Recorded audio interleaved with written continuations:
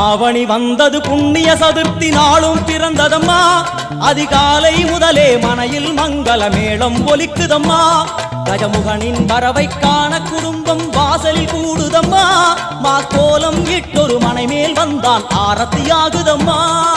கணபதி ராஜா வந்தா